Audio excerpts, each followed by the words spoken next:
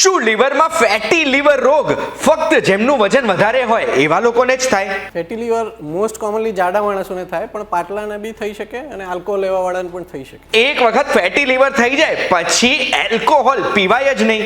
હા, ડિપેન્ડ કરે છે કેટલું જીવવું છે. શું એલ્કોહોલ પીધા વગર પણ ફેટી લીવર થઈ શકે? હા, થઈ શકે. જાડા માણસો, કોલેસ્ટ્રોલની હિસ્ટ્રીવાળા માણસો અને ડાયાબિટીસવાળા વ્યક્તિઓને થઈ શકે. એક વખત ફેટી લીવર થઈ જાય છે એના પછી ક્યારેય નહીં મટે? મટે ને, ઘણા બધા પેશન્ટને અમે મટાડ્યા છે. ફક્ત બહારનું જંક ફૂડ ખાવાથી જ હેપેટાઇટિસ થાય? ના, હેપેટાઇટિસ ખાલી જંક ફૂડથી નથી થતું. દૂષિત પાણી અને દૂષિત ખોરાકથી થઈ શકે. બીજું એનાથી ઇન્ફેક્ટેડ બ્લડ અને સેક્સ્યુઅલી ટ્રાન્સમિટેડ પણ છે. જોન્ડિસ એટલે કમળાનું કારણ ફક્ત હેપેટાઇટિસનો વાયરસ છે? ના, જોન્ડિસ બીજા ઘણા કારણોથી થઈ શકે. હેપેટાઇટિસ એમાંનું એક કારણ છે. એક વખત હેપેટાઇટિસનો ચેપ લાગી જાય એના પછી આજીવન આપણે એને ક્યોર નહીં કરી શકીએ? ના, મોટાભાગના જે કોમન હેપેટાઇટિસ છે એ ક્યોરેટિવ હોય છે. એમાંથી ઘણા બધાના આપણે ટ્રીટેબલ હોય છે અને બહુ ઓછા એવા છે કે જેને આપણે રેગ્યુલર મેડિસિનને ચાલુ રાખવું જોઈએ. મને બહુ થાક લાગે છે, તો શું એ લિવર સિરોસિસ હોઈ શકે? થાક લાગવાના ઘણા બધા કારણ છે. સિરોસિસ પણ એક એમનું કારણ છે. પહેલા લાગતી હતી ને એટલી ભૂખ નથી લાગતી, તો શું એ લિવર સિરોસિસ હોઈ શકે? જો પેટ ભરીને જમ્યા હોય તો ભૂખ ના પણ લાગે. હું અગર એલ્કોહોલ એટલે દારૂ ના પીતો હોઉં તો લિવર સિરોસિસ તો નહીં જ થાય ને? ના, આલ્કોહોલ વગર પણ લિવર સિરોસિસ થઈ શકે. લીવર એની મેતે ઠીક થતું હોય છે, તો એક વખત લીવર સિરોસિસ થઈ જાય તો પછી થોડા ટાઈમ હું ધ્યાન રાખીશ તો એની મેતે સાજું થઈ જશે? ના, લિવર સિરોસિસ એ પ્રોગ્રેસિવ છે. તમારે લીવરની ખૂબ કાળજી લેવાની છે. લીવર સિરોસિસ થાય એટલે શું કેન્સર પાક્કું? ના, જરૂરી નથી. લીવર સિરોસિસ પછી લીવર ટ્રાન્સપ્લાન્ટ કરાવવું જ પડશે? ના, જરૂરી નથી. જો તમે કાળજી લો તો લીવર ટ્રાન્સપ્લાન્ટ આપણે આગળ ઠેલી શકીએ. તો સર, લીવરનું ધ્યાન કઈ રીતે રાખવાનું? તો આનો જવાબ હું ટૂંકમાં નહીં આપી શકું. આના માટે તમારે આખો એપિસોડ જોવો પડશે.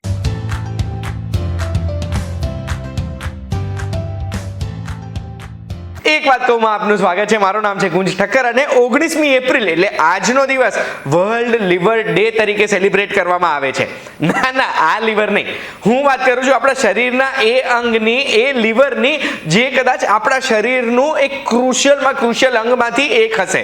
આ લીવર આપણા શરીરની ઘણી બધી ક્રિયાઓ કરતું હોય છે ને લીવરને લઈને ઘણા બધા કોમન રોગ આપણે જોયા છે. સૌથી પહેલો અને સૌથી કોમન રોગ છે ફેટી લીવર ડિસીઝ, પછી હેપેટાઇટિસ વાયરસનું ઇન્ફેક્શન થઈ જાય, એના પછી લીવર સિરોસિસ અને લીવર કેન્સર. આ ચારેય રોગને લઈને મને ઘણા બધા પ્રશ્ન થયા છે અને એ પ્રશ્ન પૂછવા માટે હું બહુ જ સ્પેશિયલ જગ્યાએ આવ્યો છું, બહુ જ મોટા ડોક્ટર્સની પાસે. સૌથી પહેલા આપણી જોડે જોડાયા છે doctor Hitesh Chavda. Thank you so much sir અમને સમય આપવા માટે. સરનું જો ટૂંકમાં ઇન્ટ્રોડક્શન આપું તો સર આપણા રાજ્યમાં લીવર સર્જરીમાં એક પાયનિયર છે. સ્ટર્લિંગ હોસ્પિટલના લીવર સર્જન છે. 22 થી વધુ વર્ષથી સર સર્જરીઝ કરી રહ્યા છે અને આપણા ગુજરાતમાં લીવર સર્જરી શરૂ કરનાર ડોક્ટર છે.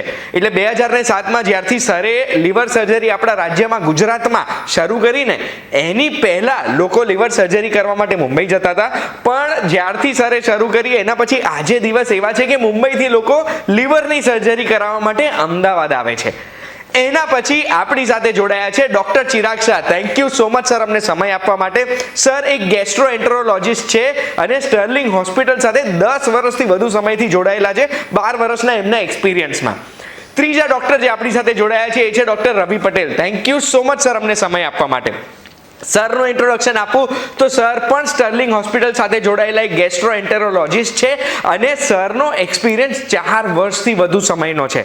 હવે પહેલો પ્રશ્ન હું ડોક્ટર ચિરાગને પૂછવા માંગુ છું. સર, મારે એ જાણવું છે કે આ ફેટી લીવર હોય શું? ફેટી લીવર એટલે લીવરની અંદર ચરબી જમા થવી. જ્યારે નોર્મલ કરતાં આપણા લીવરની અંદર ચરબીની માત્રા વધે છે ત્યારે એને ફેટી લીવર કહેવામાં આવે છે. નોર્મલી આપણા લીવરની અંદર 5%થી ઓછા કોષોની અંદર ચરબી હોય. જો એની માત્રા એનાથી વધી જાય તો એ અમુક પ્રકારના રોગો કરી શકે છે.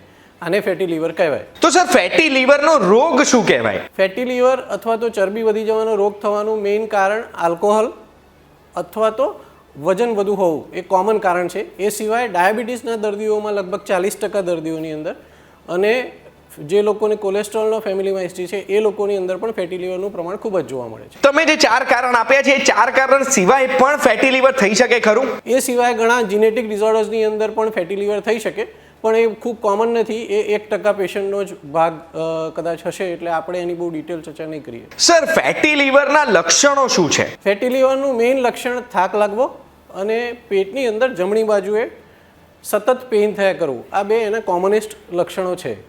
સો જો કોઈ પણ વ્યક્તિને કારણ વગર થાક લાગતો હોય અથવા તો પેટમાં જમણી બાજુ સતત દુખાવો થયા કરતો હોય તો એ ફેટી લીવર હોઈ શકે. માની લો મને કોઈ લક્ષણો છે કે મને કોઈ પ્રોબ્લેમ થવાની છે, તો પછી એ કેટલા સમયમાં પકડાશે અને કેવી રીતે પકડાશે? જ્યારે આપણે ફેટી લીવર રોગની વાત કરીએ છીએ ત્યારે આપણે ખૂબ જ શરૂઆતના સ્ટેજે જો આ રોગને પકડવો હોય તો એ હેલ્થ ચેકઅપમાં સોનોગ્રાફી દ્વારા અથવા તો બ્લડ રિપોર્ટમાં SGPTના રિપોર્ટ દ્વારા પકડી શકાય. સર ફાઇબ્રોસ્કેન શું હોય? ફાઇબ્રોસ્કેન એટલે ફેટી લીવરથી થતું નુકસાનનો અંદાજો કાઢવા માટેનો ટેસ્ટ. એક નોન ઇન્વેઝિવ ટેસ્ટ છે, સોનોગ્રાફી જેવો ટેસ્ટ છે. બહારથી જ થાય ફેટી લીવરની કારણે જ્યારે લીવરને નુકસાન થાય છે ત્યારે એ એકદમ એડવાન્સ સ્ટેજ સુધી જાય ત્યાં સુધી સોનોગ્રાફીથી પકડાતું નથી. તો એને પકડવું કઈ રીતે? તો એ નુકસાન પકડવું હોય તો આપણે ફાઇબ્રોસ્કેન રિપોર્ટ કરાવીએ તો આપણને લીવરને વધુ નુકસાન થાય એ પહેલાં પકડી શકીએ અને પ્રિવેન્ટિવ એક્શન લઈ શકીએ. સર તમારી પાસે જે ફેટી લીવરના દર્દીઓ આવે છે એ મેઇનલી કઈ જગ્યાએથી આવે છે? તો ફેટી લીવર આપણે ત્યાં ગુજરાતમાં ખૂબ જ કોમન છે. આપણે દુનિયાનું ડાયાબિટીસ કેપિટલ છીએ. અમે જે અમારી ઓપીડીની અંદર પેશન્ટ જોતા હોઈએ છીએ એમાં 70% પેશન્ટ ગુજરાતના જ હોય છે અને એ ગુજરાતના પેશન્ટની અંદર પણ અમદાવાદની આજુબાજુના એરિયાના પેશન્ટ વધારે હોય છે. મેઇનલી મેટ્રો સિટીની અંદર જ્યાં આગળ જંક ફૂડનું ચલણ વધારે છે ત્યાં આગળ ફેટી લીવર ખૂબ જ કોમન છે. નાના ગામડાઓની અંદર પણ બિકોઝ હવે જંક ફૂડનું ચલણ વધવા માંડ્યું છે આથી ત્યાંથી પણ પેશન્ટ આવે છે, પણ more commonly from metro cities. Sir fatty લીવરમાં ઘણી વખત આપણે સાંભળ્યું છે કે સ્ટેજ 1, સ્ટેજ 2, સ્ટેજ 3 હોય છે, તો કયા સ્ટેજ સુધી પહોંચે ત્યાં સુધી આપણે એને રિવર્સ કરી શકીએ અને કયા સ્ટેજ પછી રિવર્સ નથી કરી શકતા, અને આ રિવર્સ કરવાની પ્રોસેસ શું છે? ખૂબ જ મહત્વનો પ્રશ્ન પૂછ્યો છે. ફેટી લીવરના જે ગ્રેડ્સ આપવામાં આવે છે કોમનલી બધા વ્યક્તિઓને સોનોગ્રાફી કરાવતા હોય તો એમાં ગ્રેડ 1, 2, 3 એવું લખેલું હોય છે. આ ગ્રેડ લીવર બીમારીની સિવિયરિટી નથી બતાવતા. જે એકચ્યુઅલ સ્ટેજ ફેટી લીવરની બીમારીના હોય છે એ ફાઇબ્રોસ્કેન ઉપર ખબર પડે છે. ફાઇબ્રોસ્કેન ઉપર F1 સ્ટેજ હોય એટલે લીવરને નુકસાન થયું નથી પણ ફેટી લીવર છે, અને F4 સ્ટેજ એટલે લીવર સિરોસિસ થઈ ગયું છે ફેટી લીવરના કારણે. એટલે F1 થી F4ની વચ્ચે રોગને રોકવો પડે અને ત્યાંથી રિવર્સ કરવો પડે તો જ ફેટી લીવરના કારણે નુકસાન અટકાવી શકાય. શું આપણે ફેટી લીવર રોગને પ્રિવેન્ટ કરી શકીએ, એટલે આપણને થાય જ નહીં એવું કરી શકીએ? એબ્સોલ્યુટલી. આપણે મહેનત કરવી પડે. સો આલ્કોહોલ નહીં લેવાનો, સ્મોકિંગ બંધ કરવું પડે, એક્સરસાઇઝ 40 મિનિટ્સ અ ડે, અને જંક ફૂડ અને સ્વીટનું પ્રમાણ ઓછું કરવું પડે જેથી આપણે ફેટી લીવરને રોકી શકીએ અને એને રિવર્સ પણ કરી શકાય. રિવર્સલ માટે વેટ લોસ પણ કરવું પડતું હોય છે ઘણા બધા પેશન્ટ. ફેટી લીવરના દરેક પ્રશ્નનો મને જવાબ મળી ગયો છે. હવે આપણે આવીએ છીએ હેપેટાઇટિસ ઉપર. હેપેટાઇટિસના દરેક પ્રશ્નો હું પૂછવાનું છું ડોક્ટર રવિ પટેલને. તો સર પહેલો પ્રશ્ન મારે તમને એ પૂછવો છે કે આપણા લીવરને ડેમેજ કરે એવી કોઈ દવાઓ હોય ખરી? હા, અમુક દવાઓ એવી છે કે જેમાં સૌથી કોમન છે પેરાસિટામોલ. પેરાસિટામોલના ઓવરડોઝથી લીવર ફેલિયર થાય છે, જે બહુ જ સિરિયસ કન્ડિશન છે અને એમાં લગભગ જો પ્રોપર ટ્રીટમેન્ટ ના મળે તો પેશન્ટ 7 થી 10 દિવસમાં એક્સપાયર્ડ થઈ શકે છે. હેપેટાઇટિસની વાત કરીએ તો આ હેપેટાઇટિસ થવાનું કારણ શું છે? હિપેટાઇટિસના કોમન કારણમાં એક આલ્કોહોલ છે. બીજી એક વસ્તુ છે કે જે ઇન્ફેક્શનના લીધે થાય છે, hepatitis A, B, C, D અને E થી. અને એના સિવાય હિપેટાઇટિસ થઈ શકે શરીરની ઇમ્યુનિટીના લીધે, અને ત્રીજા અમુક જે દવાઓ છે દવાઓના ઓવરડોઝના લીધે પણ લીવરને ડેમેજ થાય છે, જેને હિપેટાઇટિસ કહીએ છીએ. સર થોડી વાર પહેલા તમે મને કીધું હતું કે પાણીથી પણ હેપેટાઇટિસ થાય, બ્લડથી પણ થાય અને સેક્સ્યુઅલી ટ્રાન્સમિટ પણ થઈ શકે. તો આ ત્રણેય ટાઈપના હેપેટાઇટિસમાં ફરક શું હોય છે? જે હિપેટાઇટિસ છે, હિપેટાઇટિસ A અને E, જે દૂષિત પાણી અને દૂષિત ખોરાકથી થાય છે, અને જે બીજા હિપેટાઇટિસ છે જે બ્લડ અને સેક્સ્યુઅલી ટ્રાન્સમિટેડ છે એ હિપેટાઇટિસ B, C અને D છે. આમાંથી હિપેટાઇટિસ A છે, E છે એ ક્યોરેટિવ છે, અને જે હિપેટાઇટિસ B, C અને D છે એમાં હિપેટાઇટિસ C છે એ ક્યોરેટિવ છે, B અને D છે જે ટ્રીટેબલ છે ઘણા ખરા અંશે. સર ક્યોરેટિવ અને ટ્રીટેબલ તમે જે કહો છો તો ક્યોરેટિવ અને ટ્રીટેબલમાં તફાવત શું છે? આનો મતલબ શું થાય? ક્યોરેટિવ મીન્સ કે જેની આપણે પરમેનન્ટ ટ્રીટમેન્ટ કરી શકીએ, કે જે બીજી વાર આખી જિંદગીમાં પાછો નહીં થાય, એને અમે ક્યોરેટિવ કહીએ છીએ. અને ટ્રીટેબલ મીન્સ કે જેની આપણી જોડે દવા છે, જેને આપણે ઘણા ખરા અંશે કંટ્રોલમાં રાખી શકીએ છીએ અથવા એને મટાડી શકીએ છીએ. એટલે તમે એમ કહો છો કે ટ્રીટેબલ એટલે વાયરસ રહેશે જ? હા, જેમ કે હિપેટાઇટિસ B છે, ઘણા ખરા કેસમાં આપણે એને કંટ્રોલ કરી શકીએ. જેમ કે આપણે બ્લડ પ્રેશર, ડાયાબિટીસ છે, ડાયાબિટીસની દવાથી આપણે ડાયાબિટીસને બ્લડ પ્રેશર એ બધું કંટ્રોલ કરી શકીએ, એને આપણે મટાડી ના શકીએ. હિપેટાઇટિસ B પણ એવો જ વાયરસ છે કે જેને આપણે મટાડી નથી શકતા, એ સુષુપ્તાવસ્થામાં શરીરમાં રહે છે. માની લો હેપેટાઇટિસનું ઇન્ફેક્શન થાય છે તો એ ઓળખવા માટે કયા કયા બ્લડ ટેસ્ટ કરવાના અને વહેલા પકડવા કયા બ્લડ ટેસ્ટ કરવાના? હિપેટાઇટિસના અર્લી ડાયગ્નોસિસમાં જ્યારે તમને હિપેટાઇટિસ રિલેટેડ લક્ષણો આવતા હોય, જેમ કે સૌથી પહેલું લક્ષણ મોટે ભાગે થાક લાગવો અને નબળાઈ લાગવી એ હોય છે. જો એવું તમને ડાઉટ હોય તો તમારે બ્લડ ટેસ્ટ કરાવવા જોઈએ. સર, અગર કોઈને હેપેટાઇટિસ થાય છે તો એના લક્ષણો શું દેખાય? ઘણા ખરા હિપેટાઇટિસમાં શરૂના સ્ટેજમાં મેજર લક્ષણો નથી હોતા, પણ જેમ થોડું થોડું વધારે થાય એ રીતે એમાં ભૂખ ના લાગવી, પેટમાં દુખાવો થવો જમણી બાજુ ઉપર, પછી ઉલટી ઉબકા થવા, અને વધારે વધે ત્યારે આંખો પીળી થવી, યુરિન પીળું થવું, એ બધા એના લક્ષણો છે. એક વખત લક્ષણો દેખાય છે એના પછી શું કરવાનું? જો તમારે આ લક્ષણો દેખાતા હોય તો તમારે સૌથી પહેલા નજીકના ગેસ્ટ્રોએન્ટરોલોજિસ્ટને તમારે કન્સલ્ટ કરવા જોઈએ ને એમના ગાઈડન્સ પ્રમાણે તમારે blood report, sonography, CT scan એ બધા રિપોર્ટ્સ કરાવવા જોઈએ. હેપેટાઇટિસ થઈ જાય તો એની ટ્રીટમેન્ટ શું છે? મોટાભાગના જે કોમન હિપેટાઇટિસ છે, મોટાભાગના જે પેશન્ટ હોય છે એ વાયરસજન્ય રોગ છે. એમાં hepatitis A, B, C, D ને E ટાઈપના વાયરસ આવે છે ને સૌથી પહેલાં આપણે કન્સિડર કરીએ જે દૂષિત પાણીથી અને એનાથી થાય છે, હિપેટાઇટિસ A અને E. એ બંને વાયરસની ટ્રીટમેન્ટ જનરલી ઘણી સરળ છે. ખાલી મેઇન આપણે એને પેશન્ટનું ઓબ્ઝર્વેશન રાખવાનું હોય છે અને અમુક દવાઓ છે જે આપણે રેગ્યુલર ચાલુ રાખવી પડે થોડા ટાઈમ માટે. મોટે ભાગે 1 થી 1.5 મંથમાં જનરલી ટ્રીટ થઈ જતું હોય છે પેશન્ટ.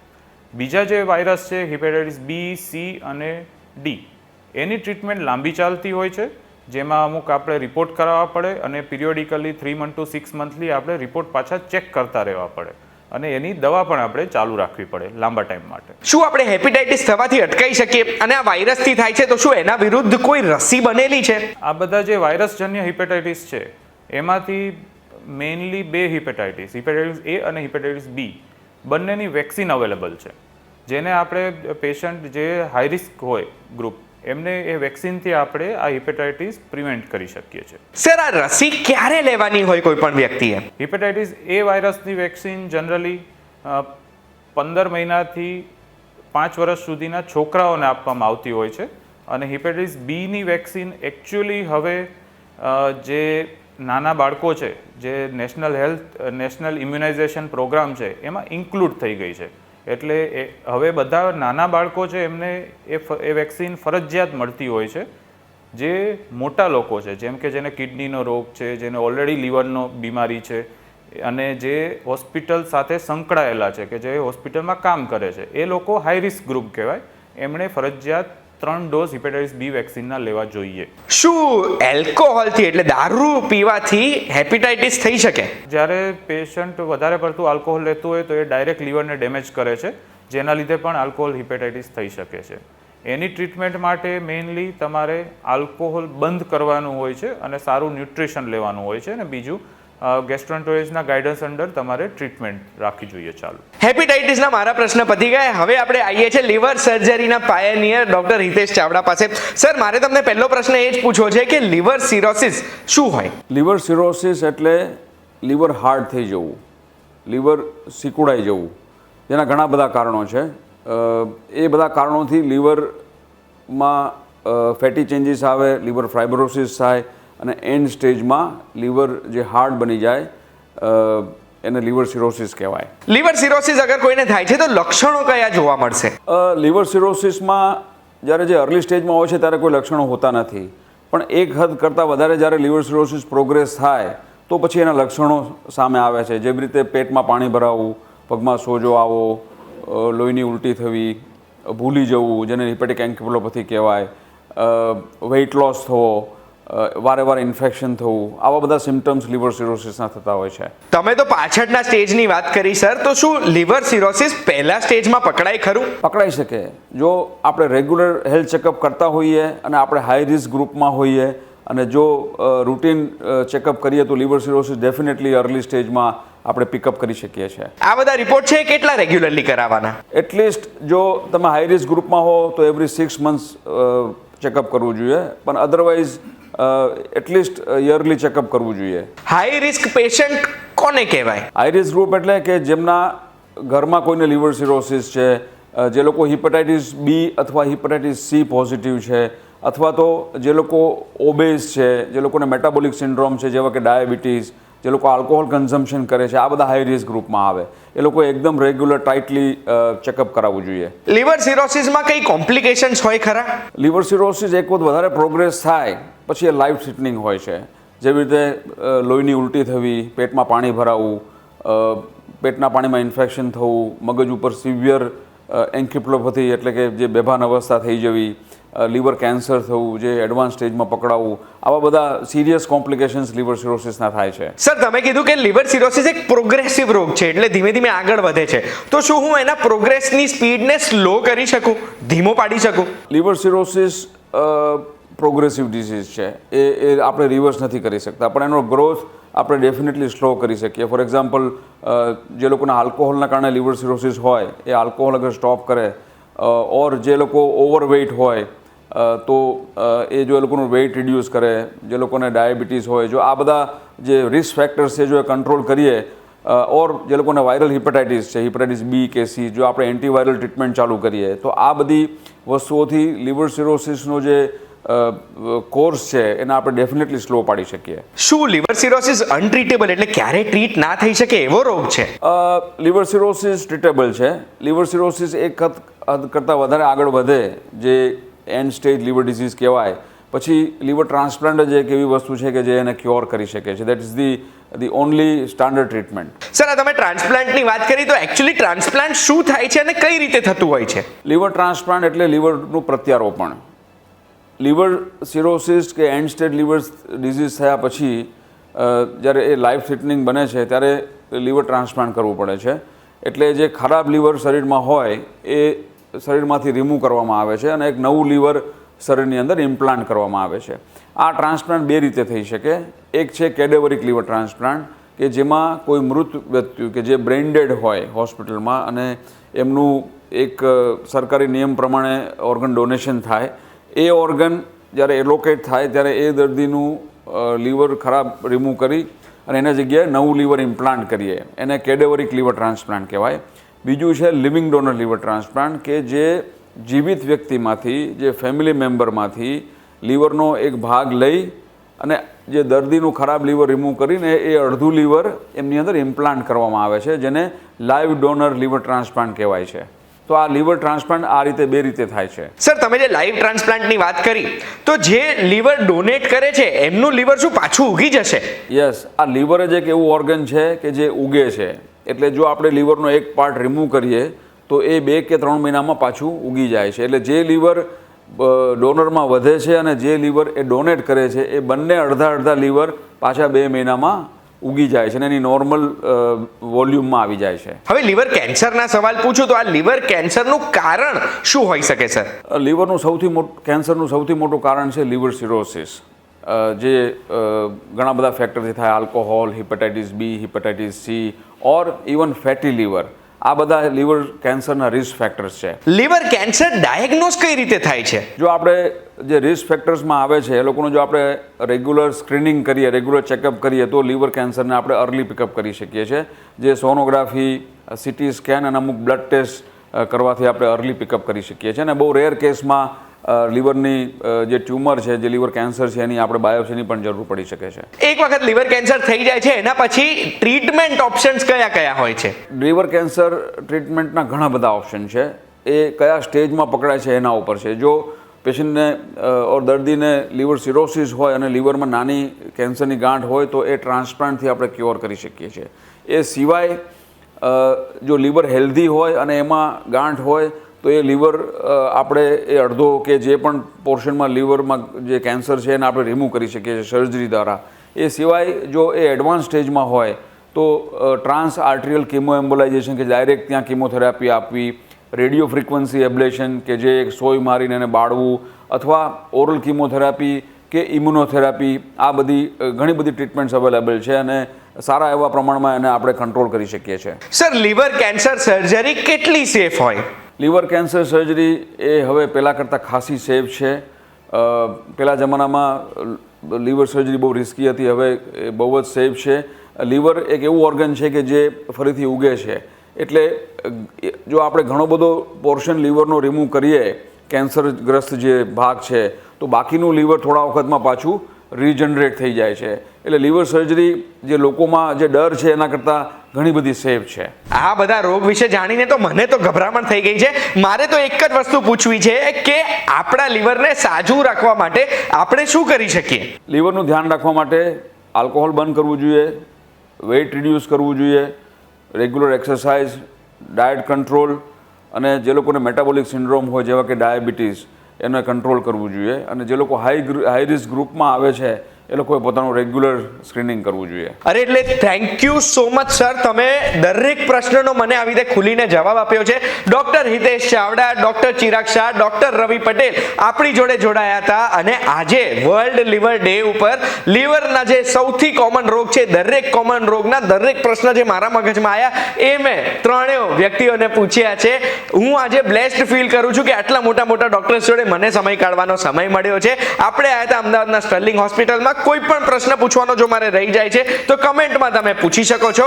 અગર તમે કમેન્ટમાં નથી પૂછવા માંગતા, પર્સનલ સવાલ છે, તો સ્ક્રીન ઉપર દેખાય છે નંબર ઉપર કોલ કરીને સ્ટર્લિંગ હોસ્પિટલમાં પણ પૂછી શકો છો આ દરેક પ્રશ્નનો જવાબ.